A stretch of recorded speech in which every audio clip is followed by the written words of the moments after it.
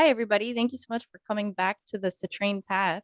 Today, again, we have myself, Amber, and my amazing co-host. And I'm Patsy from Violet Elements. Before we get started here, we just want to share real quick that this is our journeys and our guest journey on their spiritual life and their herbal life. So, everything we talk about here, we do recommend you do your own research and definitely talk to your provider before you start any herbal remedies or home remedies. Hi, everybody. Welcome back to another episode of the Citrine Path. So today, I'm super excited. We're going to be talking about sacred geometry and kind of the messages they have behind them.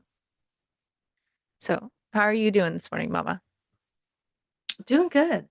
I was super surprised because you had mentioned this topic.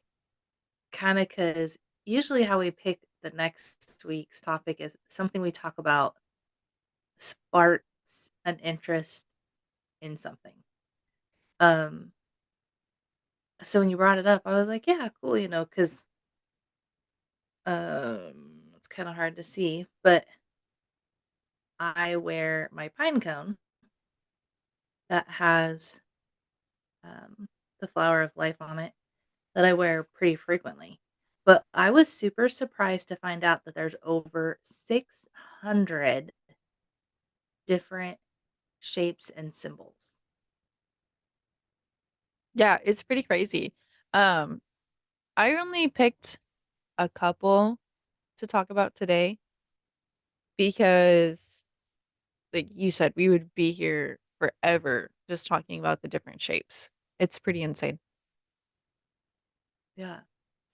Yeah, I found, like, what they consider, like, the top 10, um, and, like, looked into them, but I was kinda surprised that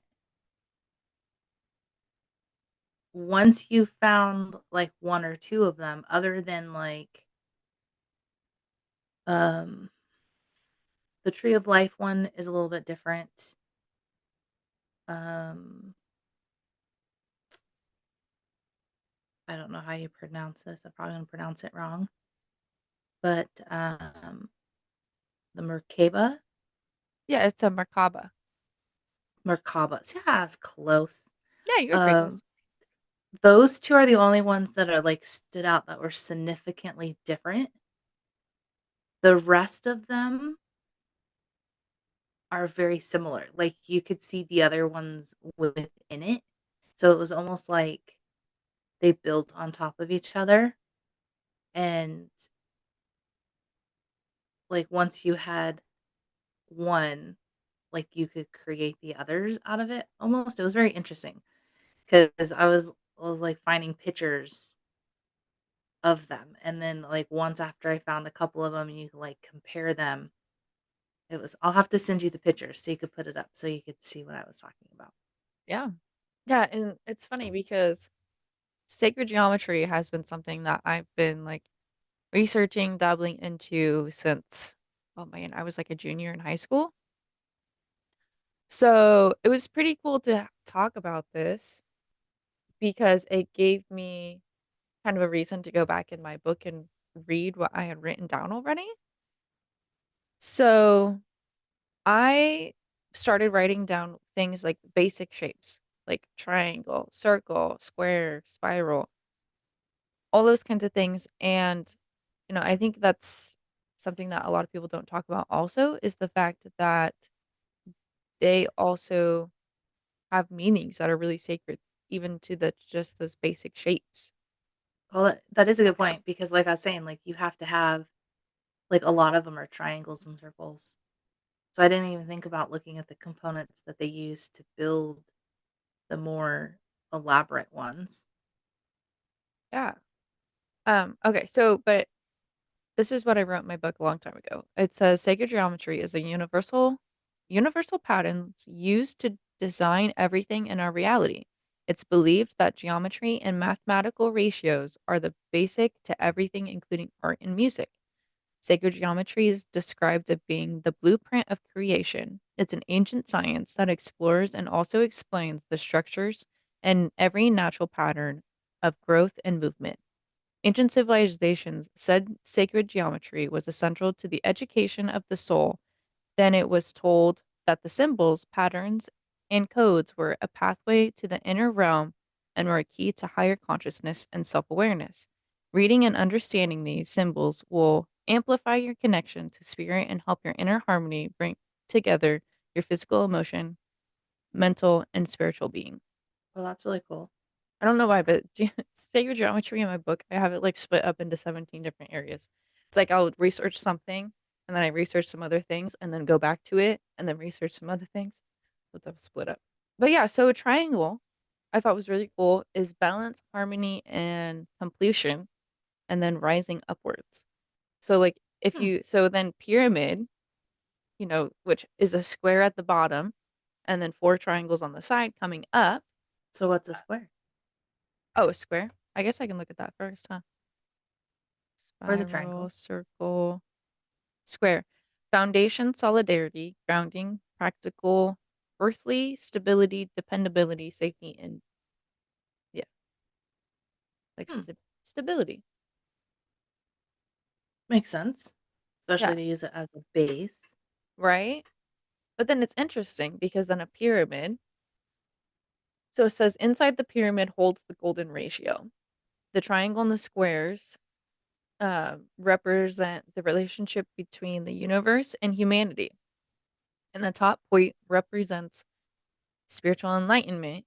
The body of the pyramid shows the journey spiraling upwards. Hmm. Yeah. So then it's like pieces of the triangle and the pieces of the square meaning come together to make a whole new meaning. Um, I just think it's interesting. That is really cool. Okay, what's a circle?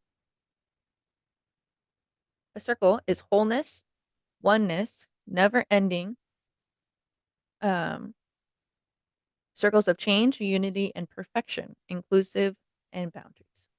Hmm, that's cool. Okay, what other shapes you got? Okay. So triangle, circle, square, spiral. The Fibonacci and golden ratio are built on this symbol. As above, so below connects heaven and earth. The spiral travels up to connect the physical self to the higher self. Energy moves in spirals. Spirals are also the Kundalini, which is symbolic of raising one's consciousness on the path of evolution of the soul. The spiral is connected to the flow of energy through the chakras as they spin in a circle. The spiral is also the shape as the helix and DNA. Hmm, And then a cross says at like the two-line cross. The intersection of those lines is where heaven and earth meet. Their union is making of mankind. that's really cool. Yeah. So that's what I have for the basic shapes.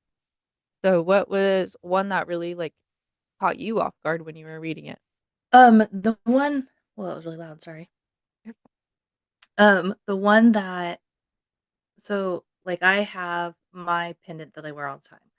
Dad has one that's called the Metatron's Cube, and I didn't know much about it just because it's not mine. I didn't, like, look to see what the pattern was, like, it was his own thing that he got. But somebody had asked him what it was or, like, question like, "Oh, is that the Metatron cube?" And he's like, "Oh, yeah," but the other person had a different idea of what Metatron cube was, and so dad had talked about it a little bit. So, that was one that I looked up because I wanted to, like, see more about it. My unorganized notes. So the Metatron cube traces back to be nature's one of nature's first patterns. It includes 13 circles that are found inside a fourth circle in nature's first pattern. When it's connected to the center by all of 13, you will get the symbol known as Metatron's cube. But it's like it has triangles and circles within circles and then circles outside of it. Like it's super crazy. Um, But yeah, I just thought that was interesting. But do you know who Metatron mythologically was? A transformer? I don't know.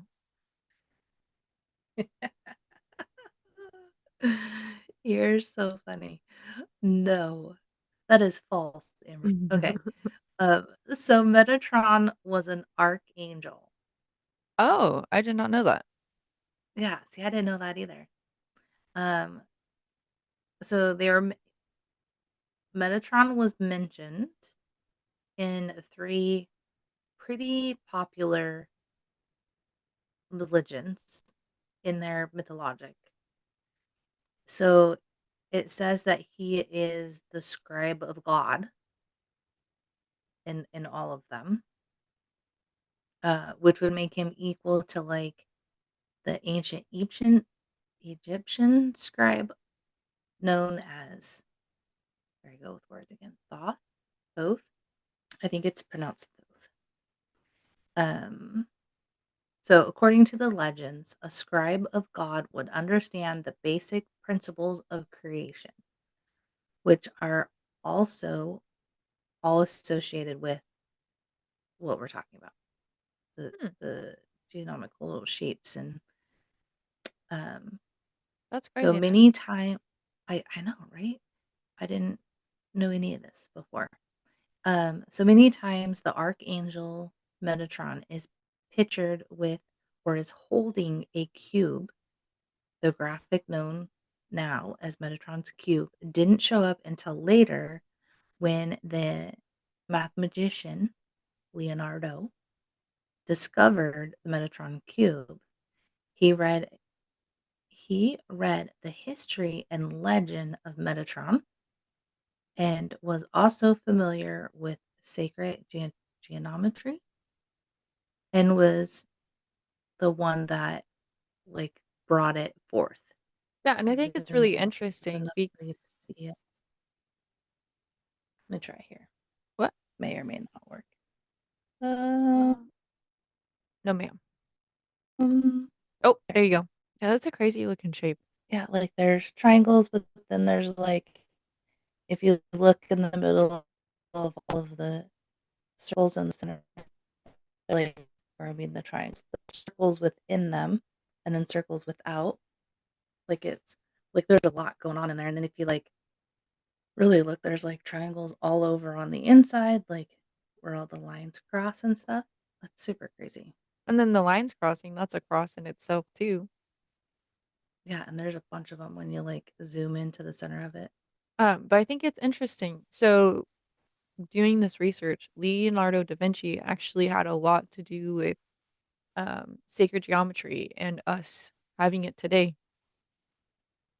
Yeah, he's mentioned in a couple of these.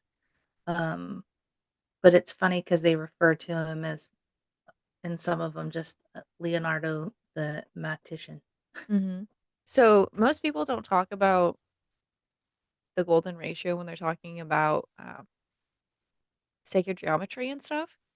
But to me, the golden ratio is kind of along the same lines. It's a mathematical equation that is seen in nature.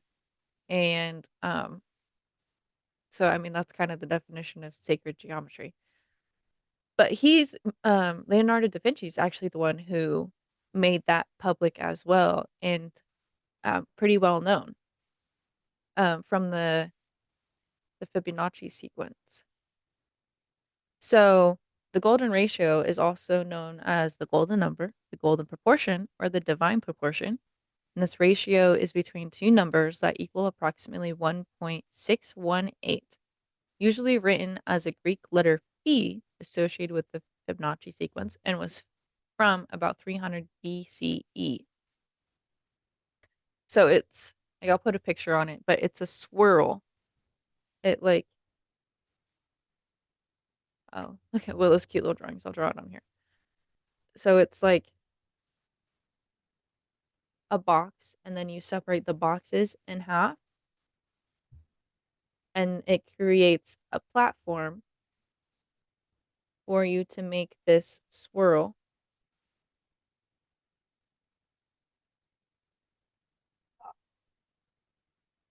Oh, yeah, yeah. That's the golden ratio. And if you look at like seashells, if you look at like some fern leaves, they're in that same spiral. If you look at the human face between your nose to your chin and your eyes to your forehead, it's the same spiral sequence. The Vitruvian Man, he like showed like it was the golden ratio between his arm to his leg, between his head to his chest. Like all of these things all lined up perfectly within the same sequence. Like even the branches on a tree. If you look at the branches from a tree between each branch and the trunk, it's the golden ratio. It's like crazy, crazy, crazy things. And they think that's why it's so appealing to our eye to use it in architecture and stuff like we do, because it is natural and found in nature. That's crazy. Yeah, it's pretty cool. Yo, right there? What's going on? Yeah, no, no, I was just waiting to see if Oh, I was like, are you having you're a just talking. stroke? Like, what's happening?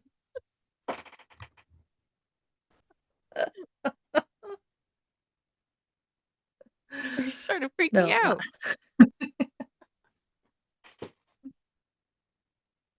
Oh, Oh, goodness. I Goodness, was, goodness. No. I thought you were Oh, about that's to come funny. through the computer screen there for a second. Oh, so okay, so hang on one second. One thing I thought was cool. So I found this really cool article that was talking about the different religions and stuff and how they use the same symbols.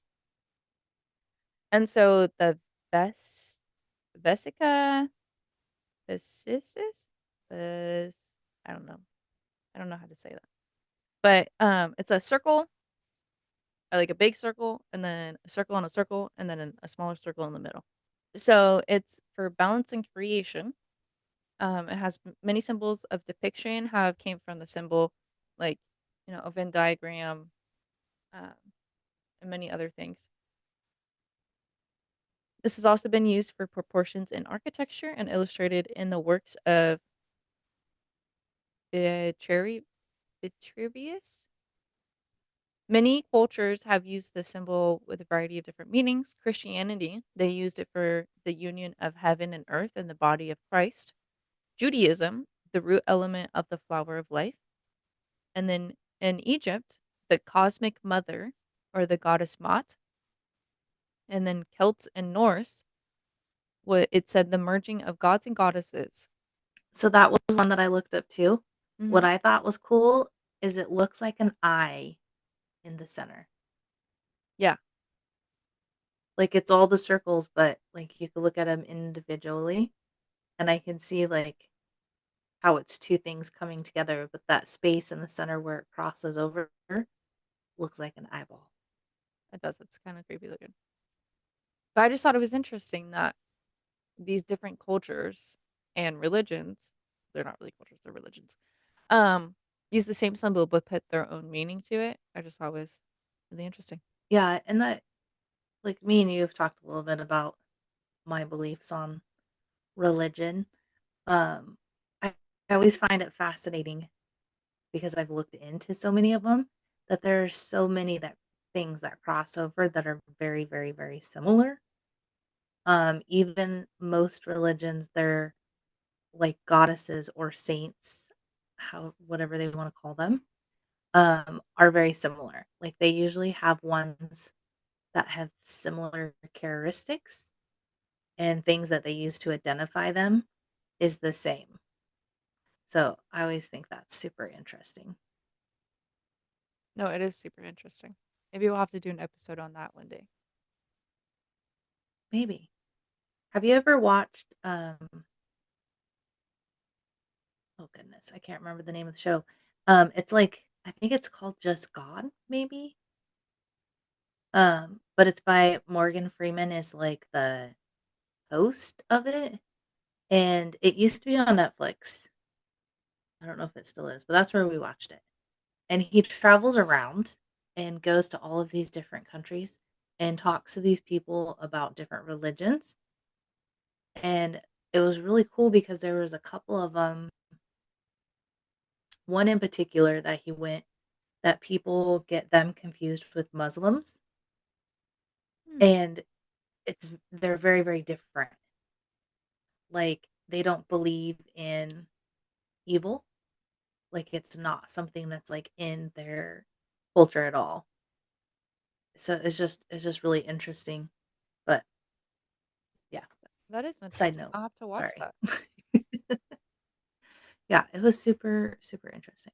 But, like, so what I found,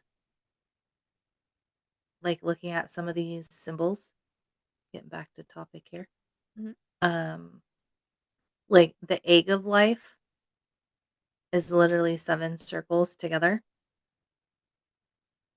but then you have to have the egg of life to make the flower or the fruit of life, and they have, like, similar meanings, but not. But it's funny because the fruit of life and what they believe it is a two-dimensional representation of a third-dimensional item, but yet it's a flat picture of circles. Yeah, so, like the Merkaba, that's supposed to be a three-dimensional shape also, but the two-dimensional shape of the Merkaba is, the Star of David. But how would you make like, I get that one, but how would you make the flower a three-dimensional picture if it's only supposed to contain 13 circles? Like, then would it be 13 spheres? Is that Maybe, what its yeah, true shape would be then? probably. Hmm. That's a good point. Well, it's funny because so to be the fruit of life, it literally looks like a flower, but it's a bunch of circles. It's 13 circles, which results in 78 lines, creating a structure.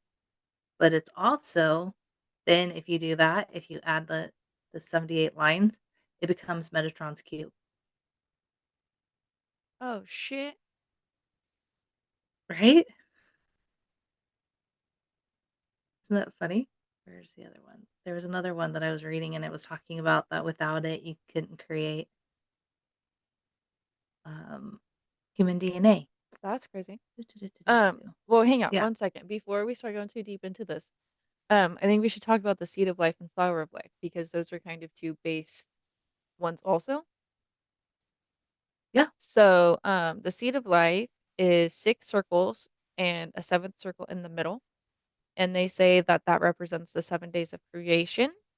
And I mean, that goes really deep into each one of these, and I think it'd be really interesting to just deep dive into every single one of these shapes, but we just don't have time to do that today. So, the seed of life is, found in most prayer books and even ancient temples, and it's thought to be one of the base blueprints for all of, nature, and it kind of represents the bringing together of nature and humanity. And then the flower of life, um, you'll find the seed of life within it. It's said to be the blueprint of creation, reminds us that unity of everything. So everything is connected. Okay, now you keep going. Now you kind of have an Yeah, I can idea of keep going. what those are. Yes. So and it's funny because like, so you were just talking about the seed of life. Yeah. So I found that it was talking about without the seed of life, you couldn't have that the spiral that you were talking about, the spiritual Mm. whatever. So it talks about that it's like building how we were talking about earlier about how it's building blocks because without that design, you wouldn't have the other one because to make it accurate, you have to make that pattern to be able to get the other one. And then kind of the same thing. So the one that I was going to talk about um, was the grid of life, which is like almost all of them put together. So it's a star tetratron at its base, and it has 64 grid, whatever that is, tetratrons, also known as the grid of life. So it contains or is equivalent to the flower of life pattern, but but it has these six. So hold on, let me show you. Okay, Oh, I've seen that one before. I didn't realize it was okay. called the Grid of Life, So though. yeah, it's a grid of life, but it has whatever that's called, the 64 tetrons overlaying the flower of life. So if you take again, you have to have that other one to create this one, and then it overlays. But it's talking about how 64 is significant in life because there's 64 chromosomes in DNA, 64 cells um, need to be like to create. There's 64 encoded.